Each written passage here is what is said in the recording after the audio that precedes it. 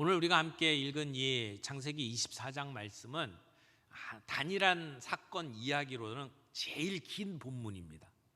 성경 이야기 가운데 한 사건을 다룬 본문으로서는 본문이 제일 길어요. 길다는 얘기는 중요하다는 얘기죠.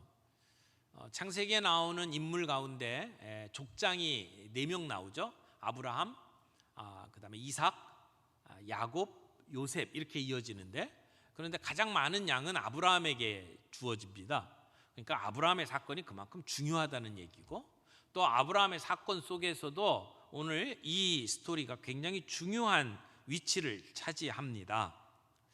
오늘 24장의 이야기 가운데는 하나님께서 직접 어떤 말씀을 주신 것도 없고 하나님의 어떤 예언이나 또는 신탁이 기록되어 있지 않습니다. 심지어 아브라함의 언약에 대해서도 1절 언급하고 있지는 않습니다. 그러나 이 말씀 속에서는 우리 하나님 나라 백성의 환경 속에서 하나님께서 어떻게 인도하고 계시는지를 보여주는 굉장히 귀한 말씀이라고 생각을 합니다. 은밀한 가운데 우리의 환경 속에서 우리를 이끌어 가시는 하나님의 모습을 볼 수 있는 성경이다, 이렇게 말할 수 있습니다. 하나님께서는 하나님의 백성을 어떻게 인도하시느냐, 또 우리 성도의 입장에서 어떻게 하나님의 인도하심을 구해야 하느냐, 이런 질문에 대해서 오늘 본문 말씀은 우리에게 귀한 교훈을 가르쳐 줍니다. 오늘 본문의 4사람을 좀 살펴보면서 하나님의 신실하심, 하나님의 그 헤세드, 하나님의 그 은혜에 우리 하나님의 백성 4사람은 어떻게 반응하고 있고, 또 그런 반응 속에 하나님은 하나님의 백성을 어떻게 인도하시는지를 함께 살펴볼 수 있기를 바랍니다. 첫 번째는 가장 적절한 사람을 선정하고 위임하는 아브라함의 모습을 보게 됩니다. 1절에 보니까 아브라함이 나이가 많았다고 이야기를 합니다. 지금 이때 아브라함의 나이는 140세입니다. 그러니까 이삭은 지금 40세가 되었다는 얘기겠죠. 믿음의 1대 조상 아브라함에게서 이제 그 다음 세대인 이삭에게로 이 믿음의 계승이 이어지는 모습을 보여줍니다. 이 시기에 아브라함의 고민은 이제 이삭이 결혼하는 것이었습니다. 아마 아브라함은 이삭의 결혼 문제를 놓고 오랫동안 기도했을 거라고 생각을 합니다. 단순히 한 집안의 그 경사의 문제만이 아니고 이것은 하나님 나라의 역사를 이어가는 중요한 일이기 때문에 그렇습니다. 이삭이 아무리 믿음이 좋고 하나님의 뜻대로 산다고 하더라도 맞아들이는 아내가 같은 믿음의 자리에 서지 못하면 하나님의 나라 역사를 개성하는 데 어려움이 있습니다. 그러니까 결혼이 굉장히 중요한 거죠. 그런데 이 중요한 일을 놓고 아브라함은 자기의 오랫동안 함께 지내던 믿을 만한 가장 신실한 종에게 이 문제를 맡깁니다. 학자들은 이 아브라함의 모든 재산을 다 총괄하고 있는 나이 많은 종이 엘리에셀이라고 생각을 합니다. 아브라함이 심지어 자기의 모든 이 유산을 이어받을 사람이 이 다메섹 사람 엘리에셀이다라고 생각을 할 정도의 사람이었으니까 엘리에셀이 그 집안에 어떤 위치를 차지하고 있는지 우리가 잘 알 수 있을 겁니다. 엘리에셀이 이제 메소포타미아에서 가나안으로 오른 과정 속에서 다메섹 사람 엘리에셀이 합류를 하게 되고, 얼마 지나지 않아서 그 아브라함의 모든 재산을 관리하고 청지기로서의 일들을 감당하는 사람이었습니다. 아브라함은 그 자기 아들의 아내를 찾는 이 일에 임무를 그 엘리에셀에게 위임을 합니다. 여기 3절 4절 보게 되면 이 문제를 종에게 맡기면서 아브라함이 이렇게 이야기를 하죠. 내가 너에게 하늘의 하나님 땅의 하나님이신 여호와를 가리켜 맹세하게 하노니 너는 내가 거주하는 이 지방 가나안 족속의 딸 중에서 내 아들을 위하여 아내를 택하지 말고 내 고향 내 족속에게로 가서 내 아들 이삭을 위하여 아내를 택하라. 자, 엘리에셀에게 아브라함이 부탁하는 게 뭡니까? 아들의 아내를 찾아야 되는데 가나안 사람에게서 찾지 말고 내 고향으로 가서 내 족속에게서 아내를 찾아오라고 이야기를 하는 겁니다. 왜 가나안 사람은 안 되고 저 메소포타미아로 가서 아내를 찾으라고 이야기를 할까요? 몇 가지 가능한 추론이 있을 수 있겠죠. 하나는 혈통의 순수성을 유지하기 위해서, 또는 하나님을 잘 믿는 처자를 데리고 오기 위해서, 여러 가지 이유를 이야기를 할 수 있을 겁니다.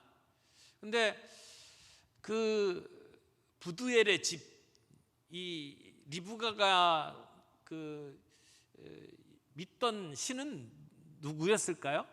오늘 본문에 이제 종이 가가지고 하나님께서 여기까지 인도하셨습니다라고 이야기할 때에 그 부두엘과 라반이 맞장구를 치면서 하나님의 이름을 거론을 합니다만은, 그러나 실상 이 가정이 정말 신실한 믿음의 가정이었을까라고 하는 부분에 대해서는 의문점이 있습니다. 왜냐하면 나중에 야곱이 삼촌 집에 갔다가 그 아내들을 데리고 나올 때에 그 아내가 우상을 이렇게 숨겨 갖고 나오는 모습을 보잖아요. 그러니까 그 집안 전체가 믿음의 집안이라고 이야기하기에는 좀 껄끄러운 부분이 있습니다. 근데 아브라함은 왜 메소포타미아까지 가서 그 같은 친족에게서 아내를 찾아오라고 이야기를 했을까요? 기본적으로 가나안 사람과 결혼하는 것을 원치는 않았습니다. 비록 아브라함이 그 가나안 땅에 사는 사람들하고 좋은 관계를 맺고 살아가기를 원하지만, 그러나 그 가운데에서 사람을 택해서 결혼을 시키는 것을 원하지 않았습니다. 근데 여기에는 분명히 이유가 있을 거라고 생각합니다. 하나님께서는 이 가나안 땅을 아브라함에게 주셨습니다. 나중에 아브라함과 그의 자녀들이 이 가나안 땅을 정복하게 될 겁니다. 그때 그의 자녀들이 아브라함의 자손들이 가나안 사람과 결혼하고 있다면 그 일들은 쉬운 일이 아닐 겁니다. 뿐만 아니라 지금 이삭과 그의 자녀들을 통해서 이루는 하나님 백성의 문화는 가나안 땅에 사는 사람들하고 분명히 다른 문화를 가지고 살아가야 되는 사람들입니다. 그런 면에 있어서 아브라함은 가나안 민족과 섞이기를 원치 않았던 것을 우리는 보게 되죠. 그런 아브라함의 모습을 살펴보면 자식을 위해서 아름다운 영적인 환경을 만들어주기를 원하는 아버지의 마음을 볼 수가 있습니다. 우리가 자녀들에게 줄 수 있는 가장 좋은 유산이 뭘까요? 그 자녀들이 믿음 안에 성장할 수 있도록 도와주는 영적인 환경을 만들어주는 것이다, 이렇게 말할 수 있을 겁니다. 정말 우리의 가정이 아름다운 가정이 되고 하나님의 복을 받는 가정이 되기를 원한다면 우리는 우리 가족 구성원 모두가 영적으로 안전한, 그리고 성숙해 갈 수 있는 환경을 만들어주는 것이 반드시 필요하다고 말할 수가 있을 겁니다.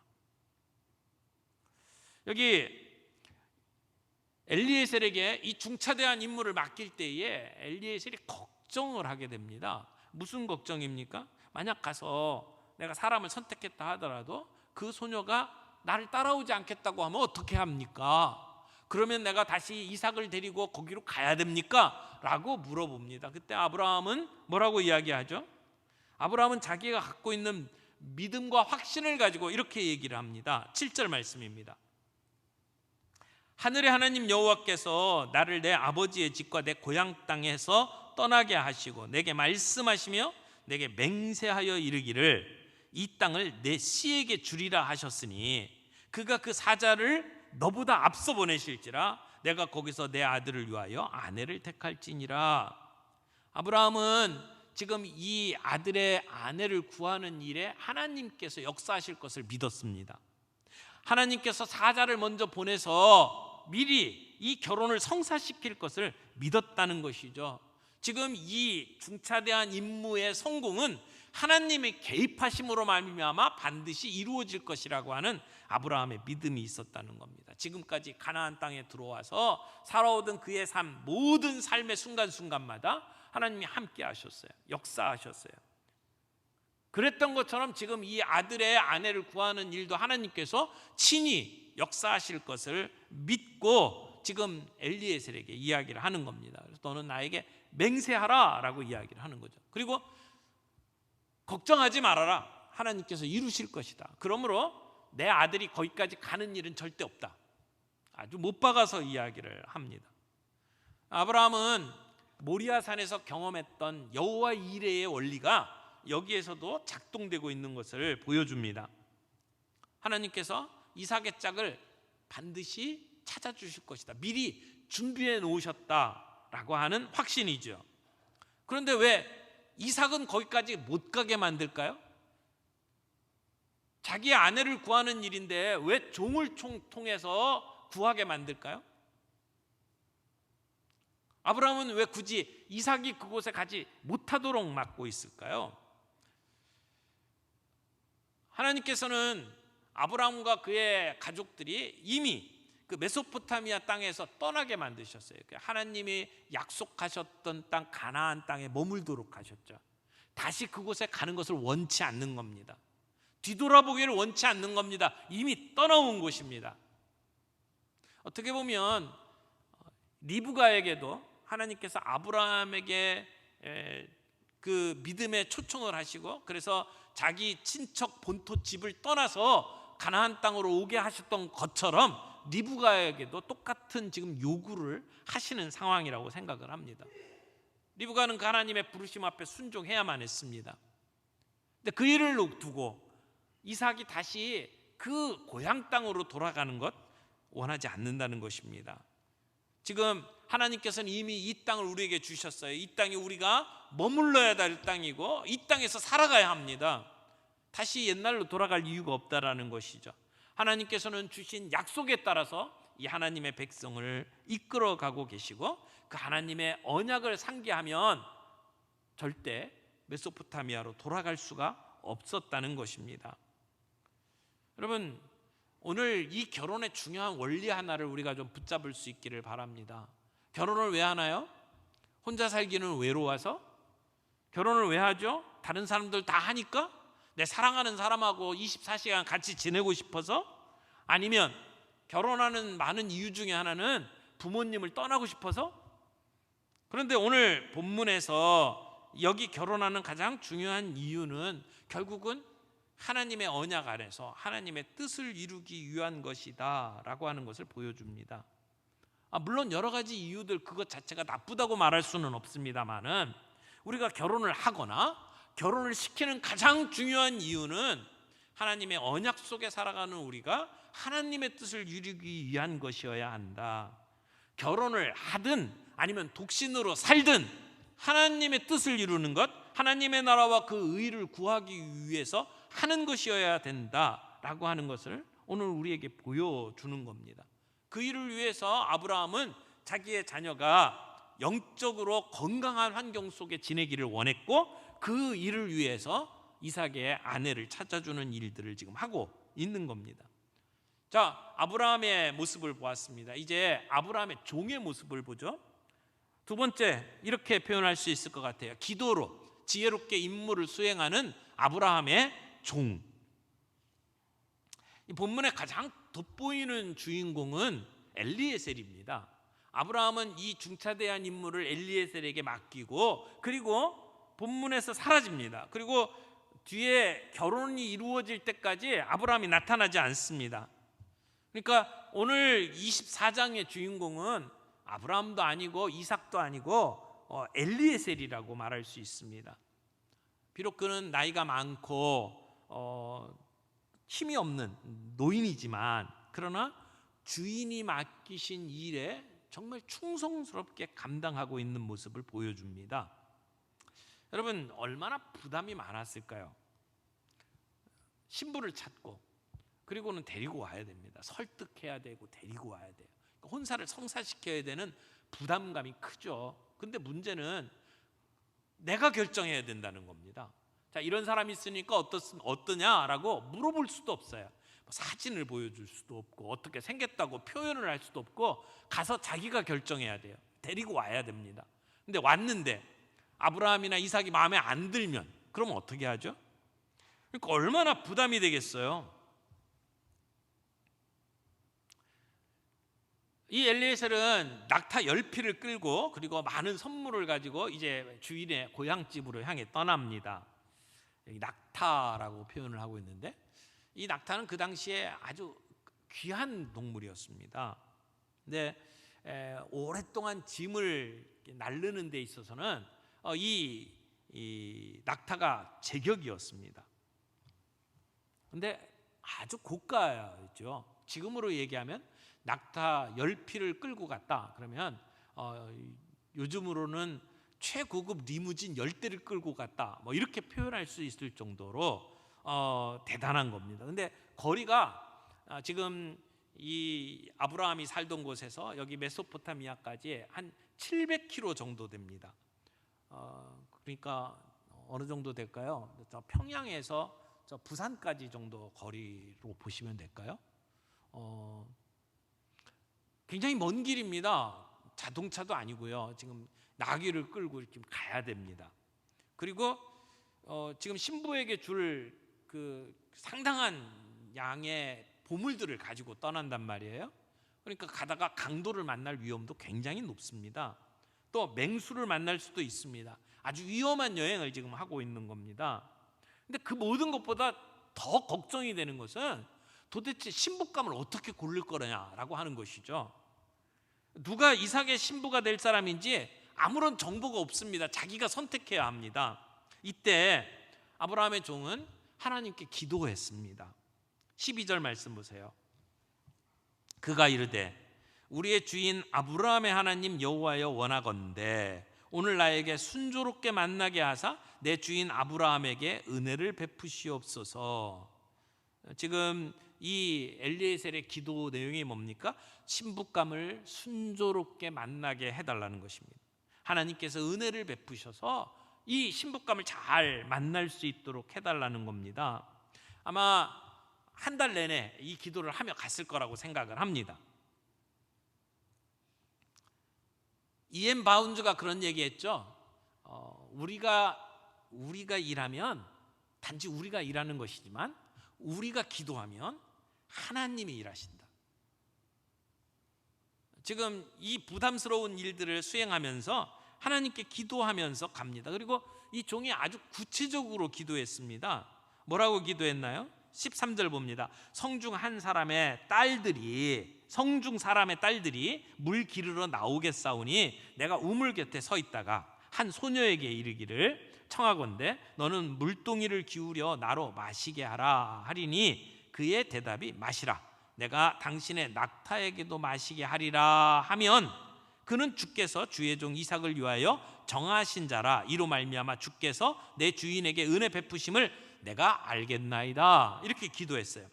그러니까 우물 곁에 서 있다가 우물 기르러 나오는 소녀에게 내가 나로 하여금 물 좀 마시게 해주라 라고 부탁을 하게 될 텐데, 그때 예 그렇게 하겠습니다 라고 말할 뿐만 아니라 나와 함께 있는 낙타에게도 물을 먹이게 되면 그러면 이게 하나님께서 예비하신 소녀인 줄 내가 알겠습니다.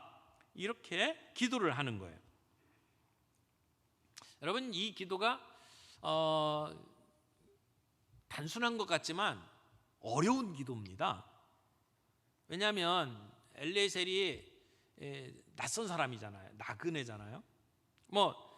그 당시에 나그네들에게 일반적으로 잘하는 게 중동 지역의 문화니까 물을 달라 할 때 물 줄 수 있습니다. 그런데 그 나그네와 함께한 낙타에게 물을 준다? 그건 쉽지 않은 일이라고 생각을 합니다. 왜냐하면 낙타가 물을 많이 먹어요. 제가 조사를 해보니까 낙타가 3분 만에 40갤론의 물을 마신대요. 40갤론이면요, 그 어떤 행사할 때에 물통에다 이렇게 전기 꽂아갖고 물 끓이잖아요. 제일 큰 사이즈가 40갤론이에요. 사람이 끙끙거리면서 올릴 수 있는 거. 그러니까 40갤론을 리터로 따지면 150리터예요. 그러니까 1리터짜리 생수 150개를 먹는 거예요. 그것도 3분 만에. 근데 낙타가 한 마리가 아니에요. 10마리예요. 그럼 그 낙타들에게 물을 먹이려면 얼마나 힘들겠습니까? 그 당시에 이 메소포타미아의 물은 이렇게 우물에서 이렇게 두레박으로 이렇게 건지는 게 아니고요. 이렇게 계단을 타고 아래쪽으로 내려가서 물을 뜨는 그런 우물이었습니다. 근데 그 물을 가서 떠가지고 그 나그네에게도 먹일 뿐만 아니라 그와 함께한 짐승에 대해서 긍휼한 마음을 가지고 그 짐승들에게까지 물을 마시게 한다? 이거는 그냥 단순히 따뜻한 마음을 가지고 있을 정도가 아니고 땀을 흘리면서 여러 번 왔다 갔다 하면서 수고해야 되는 그러한 상황입니다. 처음 보는 나그네를 위해서 이 정도 할 수 있는 사람이 쉽지 않을 거라고 생각을 합니다. 근데 지금 엘리에셀이 이런 그 조건을 가지고 기도를 하고 있어요. 근데 놀라운 것은 하나님께서 이 기도를 마치자마자 리브가를 보내시고 리브가가 그 요청에 다 응하게 만드셨다는 겁니다. 지금 일종의 테스트를 하는데 그 테스트에 다 그대로 만족시키는 그러한 소녀를 하나님께서 준비하셔서 보내셨다는 것이죠. 그리고 그 리브가가 누구였는지를 지금 이 창세기 저자가 설명을 하고 있습니다. 그녀의 아버지는 부두엘이에요. 할머니는 밀가예요. 밀가는 아브라함의 동생 나홀의 아내예요. 그러니까 동생의 아내면 뭐예요? 제수씨잖아요. 그 제수씨가 리브가의 할머니란 말이에요. 그러니까 아브라함의 가족이죠. 게다가 이 소녀는 보기에 심히 아리따고 그리고 남자가 가까이 하지 아니하는 순결한 처녀였습니다. 지금 아브라함의 종은 이 사실을 모릅니다. 근데 그 기도대로 종이 가가지고 물을 요청을 하고 그리고 리브가는 그에게 물을 제공해 줄 뿐만 아니라 낙타에게도 물을 제공해 주는 겁니다. 구체적으로 종은 기도했고 하나님은 그 기도에 응답하셨습니다.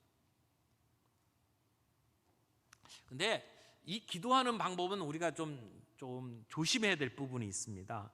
어떤 분들은 우리가 원하는 것을 구체적으로 기도해야 된다.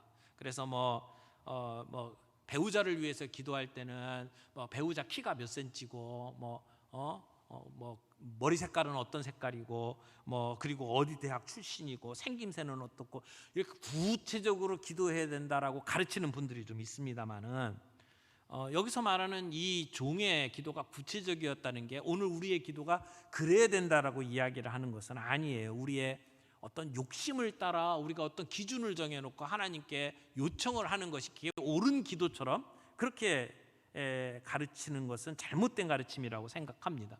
물론 우리가 하나님께 기도할 때 우리가 구체적으로 기도하는 필요는 있어요. 그러나 이것이 하나님께 요구하는 것이 아니라 하나님께 상담하는 기도여야 된다고 생각해요. 그러면서 하나님의 뜻을 구하는 게 중요하죠. 우리의 기도는 하나님의 뜻을 구하는 기도여야지 내가 가지고 있는 내 욕심과 내 기준에 따라서 하나님 이렇게 기도했는데 응답해 주시면 이게 하나님의 뜻인 줄 알겠습니다. 그건 옳은 기도는 아니라고 생각을 합니다. 내가 어떤 모임에 가는데 거기에 빨간색 쉐터를 입고 오는 누군가가 있으면 내가 하나님이 나에게 주신 짝인 줄 알고 내가 대시하겠습니다. 이런 기도를 이야기하는 게 아니라는 거예요. 이기적인 욕심을 가지고 기도하는 것은 하나님께서 들어주시지 않습니다. 만약 하나님이 그런 우리의 기도를 들어주신다면 그것은 우리를 파멸로 이끌 것이라고 생각을 합니다. 특별히 엘리에셀 같은 경우에는 그 당시에 무슨 성경을 읽거나 성령님의 어떤 내적 인도를 받는 상황이 아니잖아요.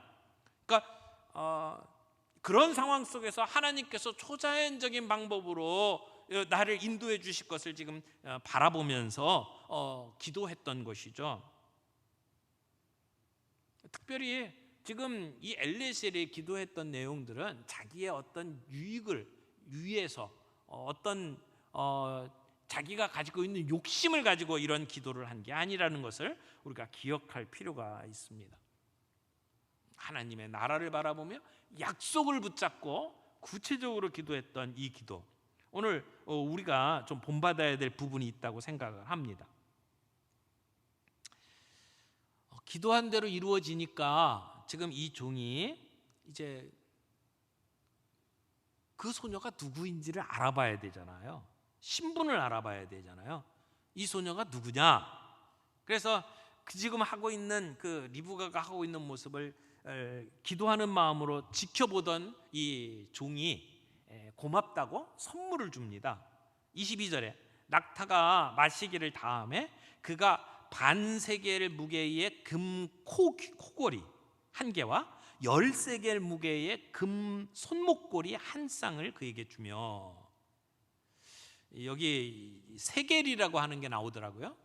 세겔이 요즘으로 따지면 어느 정도 되는가 살펴보니까 한 세겔이 11g이래요. 11g. 여기 금을 줬어요.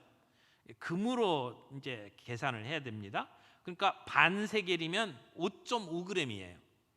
근데 여기 손목고리는 지금 13겔이래요. 그러니까 13겔이면 110g 정도 되는 거죠. 그러면 짝이니까 2개, 220g.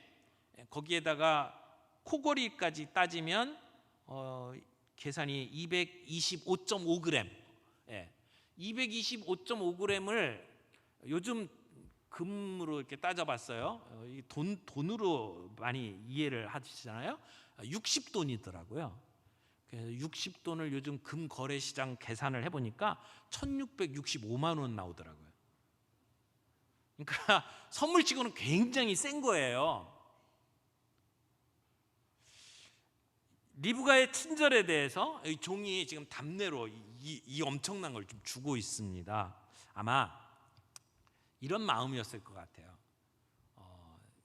이 정도를 내가 줄 수 있다면 우리 주인은 얼마나 부자냐, 이걸 좀 과시하고 싶지 않았을까. 그리고 지금 청혼을 하는 거잖아요. 지금 이 결혼할 이삭이 어떤 존재인지를 지금 이 선물을 가지고 보여주는 거예요. 나중에 또 이제 이 종이 그 가족에게 소개를 할 때도 이런 얘기를 해요. 이 이삭은 늦은 나이에 우리 여종이 낳은 아들이고, 그리고 아브라함의 모든 재산을 이제 상속받는 유일한 상속자입니다라고 하는 이야기를 하죠. 이제 그 맥락하고 같이 이어지는 말씀이라고 볼 수 있습니다.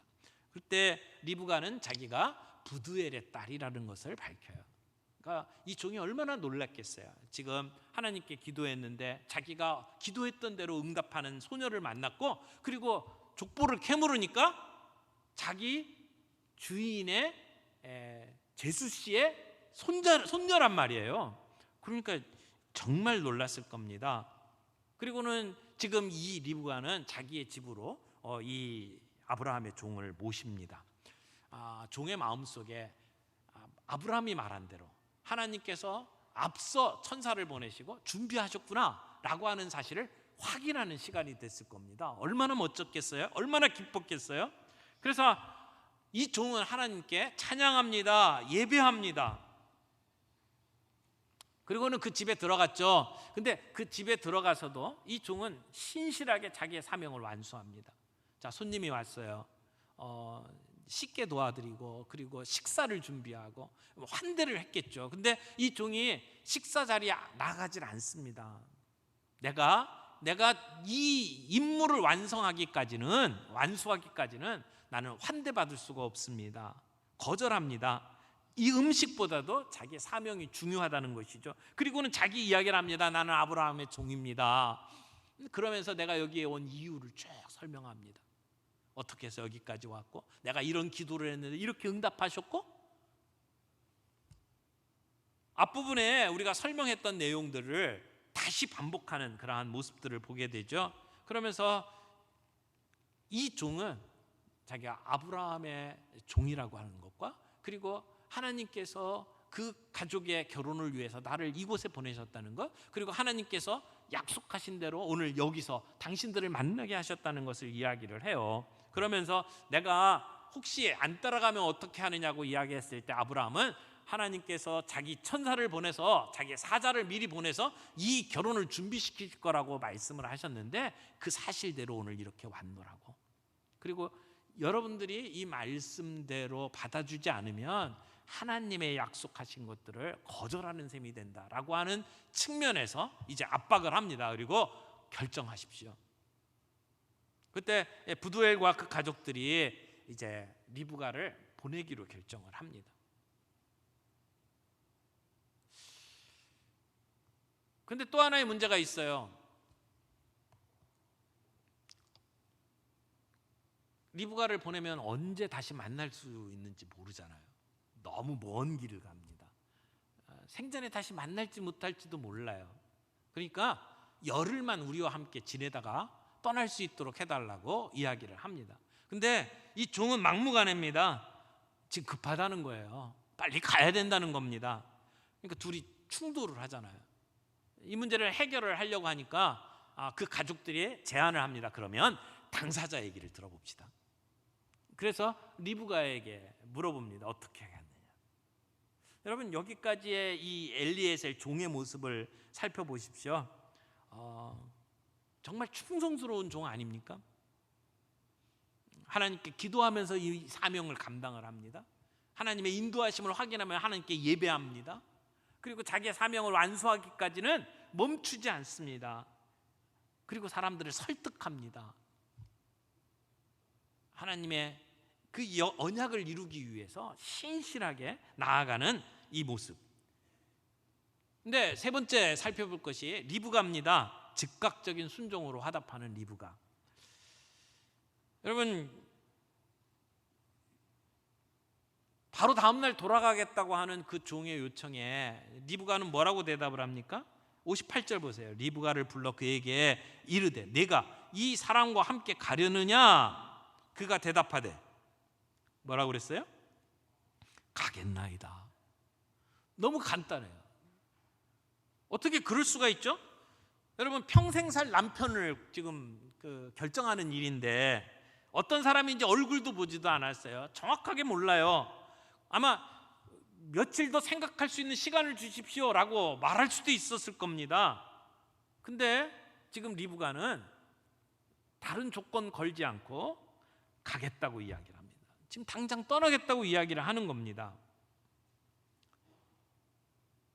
지금 종이 와서 하는 이야기는 하나님의 부르심이라고 생각을 한 거죠. 그리고 그 부르심 앞에 모든 것을 놓고 떠나기로 결정을 합니다. 아브라함이 하나님의 부르심 앞에 순종한 거와 거의 맞먹는 순종이라고 생각을 해요. 자기의 가족, 친척, 본토, 자기가 익숙했던 그 땅을 떠나는 겁니다. 리브가가 그렇게 화답하고 헌신함으로 말미암아 하나님의 언약의 성취가 이루어지는 모습을 우리는 봅니다. 네 번째 사람이 있죠. 이삭입니다.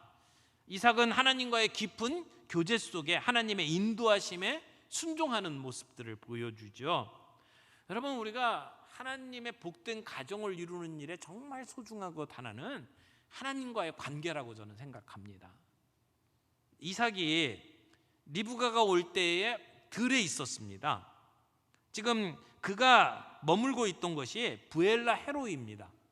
브엘라 헤로이라고 하는 땅 이름 기억나시나요? 하갈이 이스마엘을 임신했을 때 사라의 구박에 못 이겨서 도망갔던 곳이에요. 거기서 하나님을 만났죠.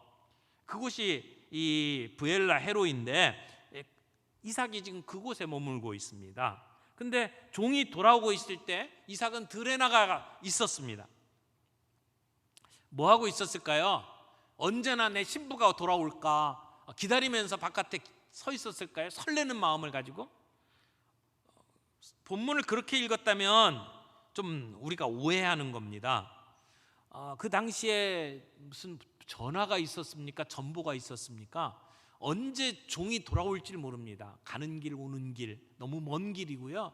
그리고 성공을 했는지 안 했는지도 지금 모르는 상황입니다. 종이 언제 올지도 모르는데 이삭이 바깥에 나가서 기다릴 수가 없습니다. 63절 보세요. 이삭이 저물 때에 들에 나가 묵상하다가 이런 얘기를 하죠. 여기 히브리어로 이 구절을 보게 되면 이게 그냥 단순히 한 번 나간 게 아니고요. 이것은 늘 습관적으로 있었던 일을 설명을 합니다. 황혼이 질 때면은 이삭은 늘 들에 나가서 하나님을 묵상하고 하나님과 교제하는 시간을 가졌다는 것입니다. 하나님을 묵상하는 것이 이삭의 삶의 일부였다고 이야기를 합니다. 그게 삶의 습관이었습니다. 지는 해를 바라보면서 하나님하고 교제하는 이삭의 모습을 한번 생각해 보세요. 얼마나 아름답습니까? 여러분, 이삭은 하나님과의 깊은 교제 속에 살아가는 사람이었습니다. 하나님과의 사랑이 없는 가족 사랑은 집착으로 변할 가능성이 높습니다. 가족에 대한 우리의 사랑을 한번 생각을 해보십시오. 얼마나 많은 사람들이 하나님과의 깊은 교제 없이 가족들을 사랑한다고 이야기를 합니다. 그러니까 그런 그 하나님 없는 가족 사랑들이 때때로는 가족들을 무너뜨립니다. 못 살게 굽니다. 그건 사랑이 아니고 집착입니다. 상대방에게 사랑을 주는 게 아니라 상처와 피해를 줄 뿐입니다. 정말 진정으로 가족들을 사랑하기를 원한다면 우리는 하나님과의 깊은 교제 속에서 그 사랑이 세워져야 합니다. 네, 이삭은 어떻습니까? 이삭은 하나님과의 깊은 교제 속에서 지금 신부를 맞이하고 있습니다. 하나님께서 마련해 주신 아내를 받고, 그리고 그 아내와 더불어 어머니 사라의 텐트로 가게 됩니다. 그러니까 지금까지 어머니가 죽고 난 뒤에 슬픔 속에 있던 이삭이 그 리브가를 통해서 위로를 얻었다고 성경은 이야기를 하죠. 오늘 이 얘기를 쭉 살펴보면 두 가지 헤세드가 나옵니다. 하나는 우리에게 언약을 주시고 그 언약을 신실하게 이루어 가시는 하나님의 헤세드. 헤세드라는 말이 성경에서 인애, 자비, 또 신실하심 이렇게 표현이 돼요. 굉장히 많은 뜻을 가지고 있는 히브리어 단어인데, 근데 하나님의 그 헤세드, 하나님의 신실하심, 하나님께서 그 일을 충성스럽게 이루시는 모습들이 나오고요. 동시에 하나님의 백성으로서의 신실함이 이 안에 나오고 있습니다. 아브라함은 어떻습니까? 아브라함은 하나님의 언약을 믿고, 그리고 자기의 아들의 아내를 선정하는 일에 하나님께서 미리 가셔서 여호와께서 준비하실 것을 믿고 그 일을 자기의 충성스러운 종에게 위임하잖아요. 아브라함의 지혜로움, 그리고 헤세드, 신실함이 있습니다. 여러분, 아브라함의 종은 어떻습니까? 엘리에셀은 가는 내내 기도하면서 갑니다. 모든 과정 속에 하나님을 의지합니다. 하나님께서 역사하시는 것을 바라보며 경배하며 예배하는 자였습니다. 그 사명을 완수하기까지는 환대를 거절하며 그 일을 이루는 충성스러운 종이었습니다. 그런가 하면 리브가는 어떻습니까? 본토 친척을 떠나는 그 일에 즉각적으로 순종하는 여인이었습니다. 이삭은 평소에 하나님과의 관계를 맺고 살아가는 하나님 중심의 사람이었습니다. 이런 사람들의 헤세드, 사람들이 신실하게 그 약속을 부여잡고 살아가는 그 삶과 그 삶 속에서 이루어지는 결단을 통해 하나님의 역사가 이루어지는 모습을 우리는 봅니다. 사랑하는 성도 여러분, 오늘 이 시대는 너무나 변화가 심합니다. 시대가 흔들립니다. 하지만 우리의 믿음은 굳건하게 세워져야 된다고 믿습니다. 내가 하나님의 백성이라고 하는 사실, 내가 하나님의 언약을 붙잡고 살아가는 존재라는 것을 우리가 잊지 않기를 바랍니다. 언젠가 우리에게 약속하신 것들이 이루어질 것을 바라보면서 오늘 우리들의 삶 속에 약속을 이루어 가시는, 미리 오셔서 준비하고 예비하시는 하나님의 손길을 의지하면서 살아갈 수 있는 저와 여러분들이 되기를 바라고, 우리의 가정 속에 그런 하나님의 뜻이 이루어지기를 바랍니다. 우리의 자녀들에게 영적으로 건강하게 설 수 있는 환경을 만들어주고, 그런 우리의 가정 생활들이 되고, 또 하나님께서 역사하시는 모습을 보면서 하나님이 이렇게 인도하셨구나 라고 간증할 수 있는 저와 여러분들의 삶이 되기를 바랍니다.